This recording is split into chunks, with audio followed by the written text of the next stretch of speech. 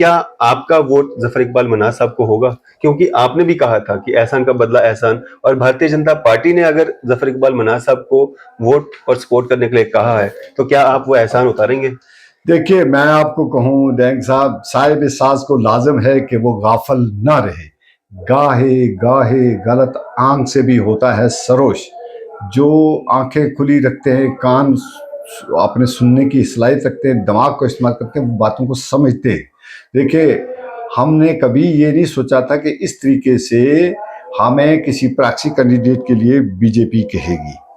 BJP यहाँ कर दिया, एक तीर से दो नहीं बल्कि तीन शिकार करना चाहती है। सर एहसान तो एहसान है ना। मैं आ रहा हूँ, मैं उधर आ रहा हूँ। ये तो सामने को शामिल किया एसटी में, अगर वो कह रहे हैं कि आप इसको सपोर्ट कीजिए, वोट कीजिए। आप मेरा सवाल सुन ले, फिर आपका सवाल आ जाएगा। मैं आपको बताऊं कि वो एक तीर से तीन शिकार करना चाहते हैं। अगर उनको ये लगता होता कि पहाड़ियों के वो वेलफेयर के लिए बात करते हैं या पहाड़ियों की यूनिटी के लिए बात करते हैं, तो उनको इस तरह से प्रॉक्सी कैंडिडेट पहाड़ी में से नहीं देना चाहिए था। उनको खुद कैंडिडेट अपना लाना चाहिए था, ताकि एहसान का बदला एहसान हो जाता। उन्होंने पहले तो बिल्कुल, आप खुद देखें, 20 दिन तक तो खामोश रहे, अभी तक भी तो सामने नहीं आए, अभी तक नहीं आए। अब पीछे पीछे से बात कर रहे हैं। जब कैंपेन का टाइम हो गया, 7 तारीख हो गई, अब उन्होंने कहा, खुद कैंडिडेट ने कहा कि मैं अब डेट बढ़ी तो मैं आया। ये उन्होंने तकरीर की है कि डेट बढ़ी है तो मैं आया। ये वो देखते रहे। मैं क्या समझता हूं कि अगर पहाड़ियों को तकसीम करके फायदा बीजेपी किसको देना चाहती है, अब पहाड़ी कम्युनिटी ये जानती है।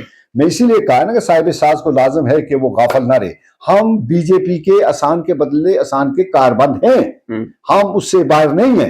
लेकिन अगर बीजेपी ये चाहती है कि हमारी दुश्मन जमात जीत के हमारे ऊपर फिर वो रूल करे, जिस नेशनल कॉन्फ्रेंस ने यहाँ ना तो गुज्जर का कभी साथ दिया, गुज्जर कम्युनिटी को भी गालियां दी, जिस नेशनल कॉन्फ्रेंस ने सुने बीजेपी एनसी को तो नहीं सपोर्ट कर रही है। देखिए, मैं कह रहा हूं ना, सुन लेना, जो बीजेपी ये कर रही है कि to kill one bird with two bird with one stone.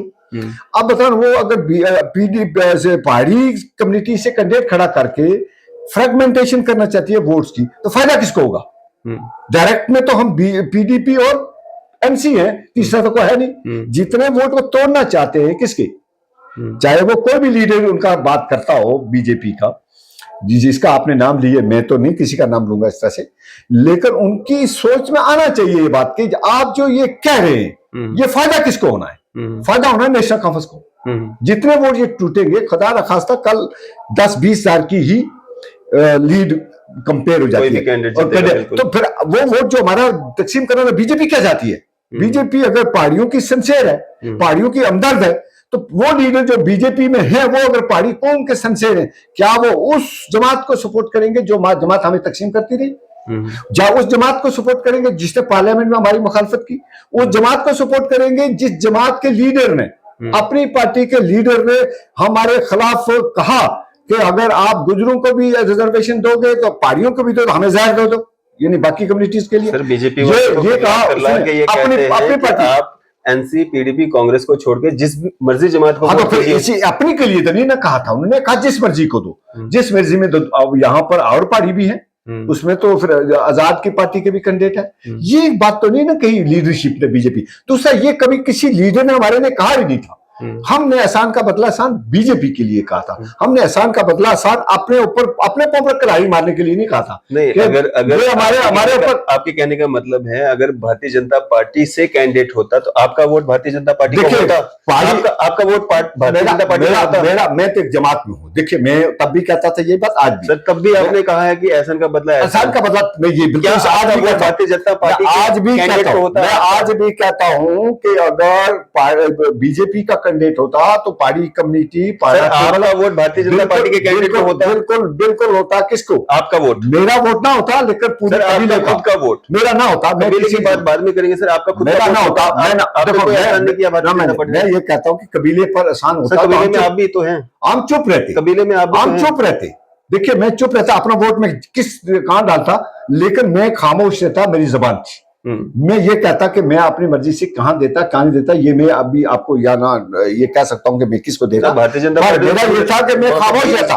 ये मैंने अपनी लीडरशिप को भी कह दिया था जब हम बैठे मीटिंग में। हमने कहा कि अगर उनका कैंडिडेट हुआ तो मुश्किल आएगी हमें, लेकिन जिस दिन उन्होंने अपना कैंडिडेट डाला ही नहीं, तो फिर उन्होंने हमारे पांव पर करारी मारनी शुरू कर दी। जब हमारा कैंडिडेट हमने सीट लगा के खड़ा किया, उस कैंडिडेट को, जिस कैंडिडेट के लीडर ने ओपन हमारी मुखालफत की, उन्होंने बुजुर्ग और बुजुर्ग बरादरी में फिर वोट डालने की बात की। ये अभी हालिया उनका आया। फिर उस वक्त तो ये लीडर जो था जफर साहब जो हमारे हैं, उन्होंने, वो उनके नायब सदर थे, उन्होंने अपोज नहीं किया कि आपका लीडर क्या बातें कर रहा है। देखिए, नेशनल कॉन्फ्रेंस से हम तब मुखालफत कर रहे हैं कि आज अगर बीजेपी ने हमें दो कम्युनिटी को 10% 10% करके लड़ाई को खत्म करने की बात की, तो हम उनके एहसानमंद हैं। लेकिन नेशनल कॉन्फ्रेंस ने फिर जंग डाल दी। कहां से मियां साहब को उठाया, कहां से कंडे ला के यहां डाल दिया, ताकि ये जंग जो है जारी रही। पलटना झपटना, झपट कर पलटना, लहू गर्म रखने का एक बहाना। नेशनल कॉन्फ्रेंस तो यही करती रही। देखिए, पहले हमें डिवाइड किया पीओ में, सब जिम्मेदार कौन है, हम वो बातें नहीं बोल सकते। लेकिन पुंछ रजौरी के अवाम अब ये समझ गई है कि हम मजीद फ्रेगमेंटेशन में नहीं जाएंगे। पूरी कम्युनिटी एक तरफ जाएगी, चाहे वो हिंदू है, सिख है, मुसलमान है, पहाड़ी कम्युनिटी एक तरफ जाएगी। गुजर बरादरी भी ये मन बना चुकी है कि हम उसी कैंडिडेट को देंगे जो पार्लियामेंट में जाके बात कर सके, नजरिए की बात करे, जम्मू एंड कश्मीर की बात करे, रोजगार की बात करे, आंख में आंख मिला के बात करे, जो डरे नहीं, झुके नहीं, पीछे न हटे। इनके लीडर इधर कुछ बोली बोलते हैं, बाहर जाके हजरत मूसा अलैहिस्सलाम की तलकीन करते हैं, यहां आकर वो अपने ही घर में ही तकसीम की बात में उसमें मुलव्वस हो जाते हैं। ये किसने तकसीम की? और आज का आप क्या कर रहे हो? आप ये कैंडिडेट लाके किसको फायदा देते हो? बीजेपी अगर हमारी सपोर्ट में है या हमारी वेलफेयर की बात करती है, तो हमें क्यों कहती है कि इस तरह से कैंडिडेट को सपोर्ट करो ताकि फ्रेगमेंटेशन हो जाए वोट की और एक पार्टी जो है वो जीत जाए? ये इसका फायदा किसको होना है? नेशनल कॉन्फ्रेंस को? क्या बीजेपी चाहती है कि नेशनल कॉन्फ्रेंस क्या करती है, क्या नहीं करती है? मियां अल्ताफ साहब पहले भी 5 बार जो है वो जीत चुके हैं, उनकी शख्सियत का कोई नहीं बोलता। वो किस तरह के इंसान है? देखिए, मैंने उनकी शख्सियत पर मैं कमेंट करता हूँ, बहुत बढ़िया इंसान है। अब जीतना तो उन्होंने, बात तो उन्होंने करनी है पार्लियामेंट में। मैं तो नहीं कहता कि वो कौन जीतेगा कौन, ये अवाम की अदालत में इस वक्त। अगर मियां साहब जीत भी जाते हैं, मियां साहब देखिए, मियां साहब अकेले नहीं है, मियां साहब के ऊपर 2 लीडर है, उमर साहब है और उसके ऊपर डॉक्टर साहब है। पॉलिसी तो ऊपर चलेगी बड़े वाली की। मुफ्ती से जो महबूबा मुफ्ती साहिबा है, मियां अल्ताफ साहब अगर जीतते हैं तो भाषा उन्हीं की बोलेंगे। बिल्कुल। देखिए, वो तो कहां बोलने देते हैं। आप बताओ, उनकी एक बोली यहाँ कुछ होती है, वहां कुछ होती है, वहां कुछ होती है। आप यहाँ, मैं नहीं ये कहता, लेकिन यहाँ मोहतरमा महबूबा मुफ्ती साहिबा अगर जीतेंगी तो आवाम के मैंडेट की वो कदर करेंगी। वो जो ग्राउंड पे बात कर रही है उसी ग्राउंड को वो वहां रखेंगी। सर, एक तरफ रीजनल पार्टीज हैं, नेशनल पार्टीज हैं और एक तरफ अकेली पीडीपी खड़ी है। कितना असहाय या कितना अपने आप को मजबूत समझती है पीडीपी? देखिए, खौफ आपको खुद आपके सवालों में भी है, खौफ बाकी सब जमातों को है। अगर ये खौफ ना होता तो नेशनल कॉन्फ्रेंस पहले ही गुपकार क्यों की तोड़ती? उनको ये खौफ अगर नहीं था तो फिर ये ए टीम, बी टीम, सी टीम क्यों बनी जाती? अगर खौफ ना होता तो 7 तारीख तक क्यों वेट किया जाता? और फिर उनका कैंडिडेट खुद कहता है कि जी हमने अब वेट किया, बढ़ा तो हम कैंपेन करने लगे। ये क्या मंशा है इसके पीछे? ये इस तरह की तारीख में तो कभी ऐसा इलेक्शन हुआ नहीं कि इतनी लंबी कंपेन करता हो, रीजन भी कोई नहीं। लेकिन चलो, हमने कर लिया, इलेक्शन कराओ, कंडक्ट कराओ, पर खौफ किसको है? हमें तो है नहीं, हमारी ना लीडर को है। देखिए, ना हमारे पास इतने वसाइल है, ना हमारे, देखिए मजबूत कितनी है पीडीपी। भाई ये दिखता, तभी तो डर है, तो तभी तो सारे इकट्ठे हुए हैं। अब देखिए, आजाद साहब उनके साथ मिल गए, जाके खड़े कर लिया वहां से। अब वो भी तो कोई वोट वहीं से तोड़ेगा ना, अनंतनाग से, या आजाद साहब भी वहीं से खड़े हो गए। किसके खिलाफ है वो? पीडीपी के खिलाफ है। अगर ये जो अपनी पार्टी है, ये किसके खिलाफ है? अगर पहाड़ी कैंडिडेट खड़ा हुआ तो किसका खिलाफ है? उसने कल परसों कहा भी है कि हमें नेशनल कॉन्फ्रेंस से इतना खतरा नहीं जितना महबूबा मुफ्ती साहिबा से है। अब बताओ कि ये जितने भी ये ए टीम, बी टीम, सी टीम बनी, जब ये लेटर लिखा गया तो उसमें सजाद गनी लोन साहब ने भी लेटर लिखा, जबकि वो कंटेस्ट नहीं कर रही थी। बीजेपी ने भी लेटर लिखा जबकि उनका कैंडिडेट नहीं था सर इलेक्शन में। ये आप सवाल नहीं पूछते हो, ऐसा क्यों हो रहा है? ये सवाल आप पूछना चाहिए था। इंडिया अलायंस का आप हिस्सा हैं, लेकिन कोई भी पार्टी आपके समर्थन में नहीं उतर रही है। साहब, ये सवाल, कांग्रेस तक आपको मतलब सपोर्ट नहीं कर रही है, वो भी एनसी को सपोर्ट कर रही है। देखिए, ये इंडिया अलायंस एक अलग अलायंस है। उनकी यहाँ अलायंस एनसी के साथ, वो एनसी ने पहले अनाउंस कर दिया। उन्होंने ये कभी नहीं कहा कि हम बीजेपी पीडीपी को सपोर्ट नहीं कर रहे। उन्होंने कहा वो सपोर्ट तो एनसी को कर रहे हैं ना। देखिए, अंदर की बात को मैं नहीं आपको बयान कर सकता क्या हालत है इस वक्त। जो करगिल में देखो, लद्दाख में क्या हुआ है, सारे के सारे नेशनल कॉन्फ्रेंस के लोग रिजाइन कर गए। आपने कश्मीर श्रीनगर में देखा क्या हुआ, आप बारामूला में देखो क्या हो रहा है। जिस शख्स को इतना तकब्बर था, जिस पार्टी को इतना तकब्बर था कि जो ये बातें करते हैं कि ये चौथे नंबर की पार्टी है, 2014 में भी तो तीनों एमपी हार गए थे किसके, नेशनल कॉन्फ्रेंस के। तो तकब्बर जो किया और गुपकार को तोड़ा, अब वो तीनों जगह में फेस कर रहे हैं। अब श्रीनगर में भी तो फेस कर रहे हैं, अब ये अनंतनाग में भी तो फेस कर रहे हैं, बारामूला में फेस कर रहे हैं। अगर उस वक्त गुपकार को मान लिया जाता 2 सीटें वो आराम से जीतते, 1 सीट बीजेपी पीडीपी ले लेती, तो अवाम का एक यूनाइट फेस सामने आता, उसका फायदा हमें आने वाले असेंबली इलेक्शन में होता। बल्कि एक बड़े लेवल पर एक नजरिया जो बना था, वो नजरिया मोहतरमा महबूबा मुफ्ती ने घर घर जाके इनको कहा गुपकार बनाओ, वो नजरिया इससे बड़े लेवल का था, ये छोटे लेवल में जाके फंस गई। और बाइक तलकीन करते हैं इत्तेहाद की, इंडिया अलायंस की, इधर तो फंस गए आके खुद ही। और मैं कहता हूं कांग्रेस का जो वहां पर लड़ाई है, वो उसमें पीडीपी पूरी साथ है, वो बड़े लेवल की लड़ाई है वहां इंडिया में। वहां तो हम इसकी मुखालफत नहीं करते ना, हमने यहाँ जम्मू में मुखालफत की पीडीपी, चैनल तो हमारा भी इधर चुनाव तो लोकसभा चुनाव, असेंबली चुनाव तो है नहीं, लोकसभा चुनाव हो रहे हैं ना। देखिए मैं ये तो कह रहा हूँ, इधर जम्मू में जब थे कौन सी मुखालफत की यहाँ पीडीपी ने उनकी, तो यहाँ वो अलायंस, इंडिया अलायंस किसी और बड़े मकसद के लिए, ये गुपकार अलायंस किसी और मकसद के लिए बना था।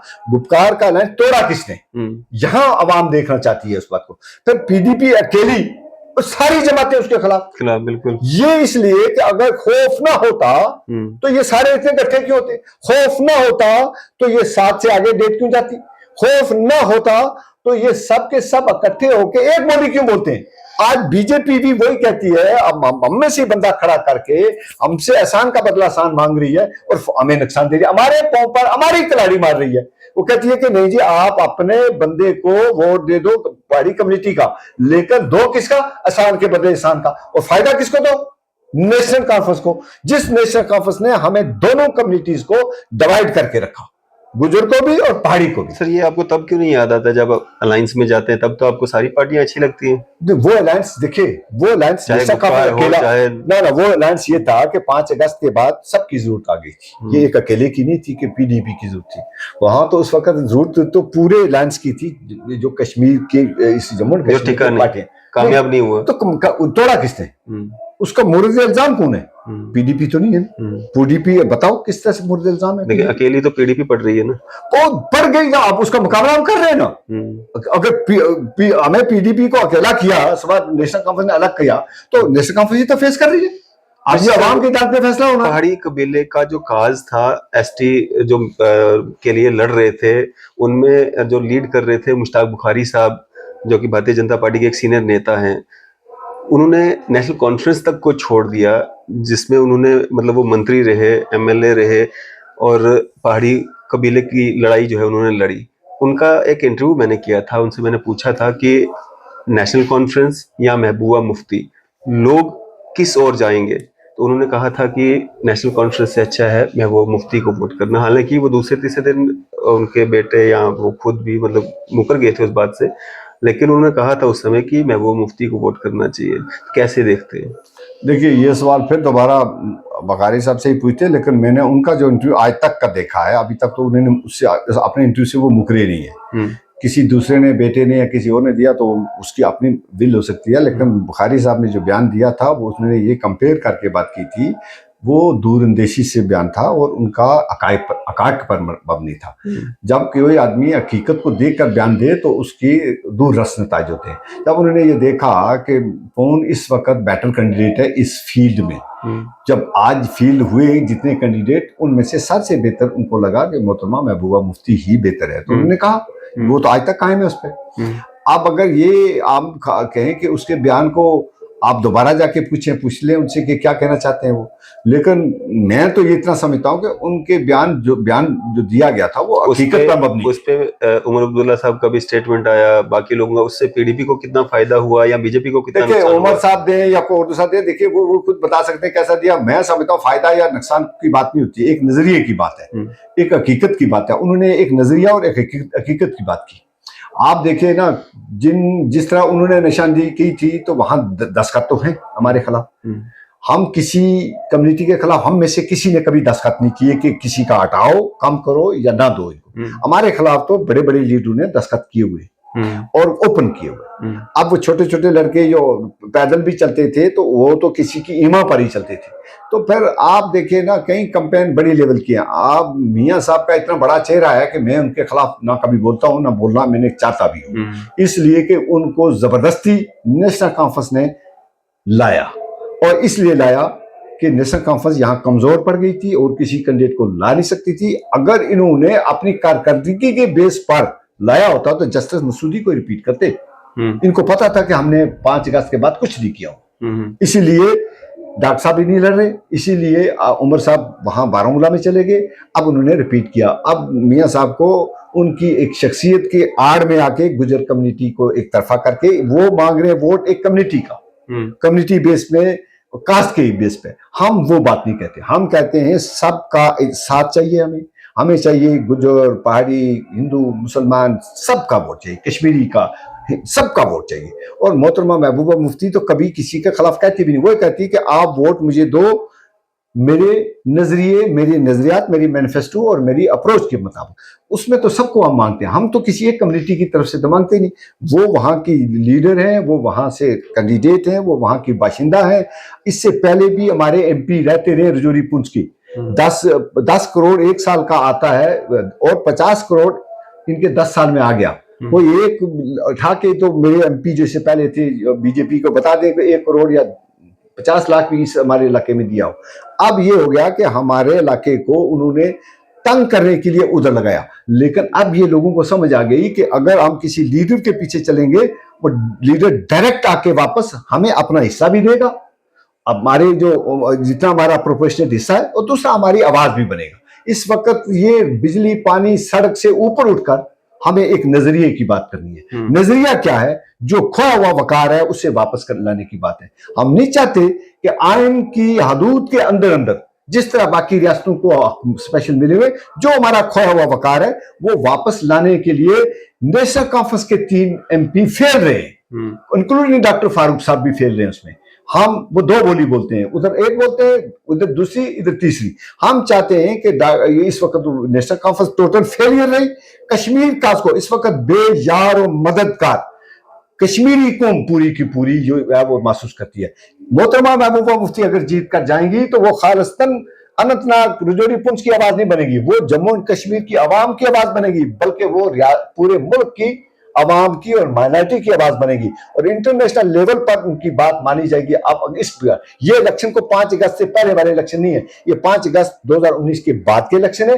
ये पहला इलेक्शन है जो 5 अगस्त 2019 के बाद हो रहा है पार्लियामेंट का, जिसमें हम समझते हैं कि मोहतरमा महबूबा मुफ्ती से बेहतर रजौरी, पुंछ के लिए, अनंतनाग के लिए, कुलगाम के लिए, शुपियां के लिए, बल्कि जम्मू एंड कश्मीर पूरे के लिए और हिंदुस्तान पूरे के लिए माइनॉरिटी की आवाज उठाने के लिए, दबे कुचले लोगों के लिए, कॉन्स्टिट्यूशन को खत्म करने के खिलाफ बोलने के लिए अगर कोई आवाज उठेगी तो वो मोहतरमा महबूबा मुफ्ती की। इसलिए हम उनको वोट सपोर्ट करना। चलें, शुक्रिया हमारे से बातचीत करने के लिए, अपना कीमती समय देने के लिए। ये थे हमारे साथ फॉर्मर एमएलसी व पीडीपी सीनियर नेता एमआर कुरैशी साहब। आपकी इस सब क्या राय है? आप अपनी राय जो है जरूर साझा कीजिएगा। इसी तरह की मजीद अपडेट्स के लिए आप देखते रहे न्यूज़ इंडिया। मैं अरफाज मडांग, कैमरामैन शाहनवाज के साथ।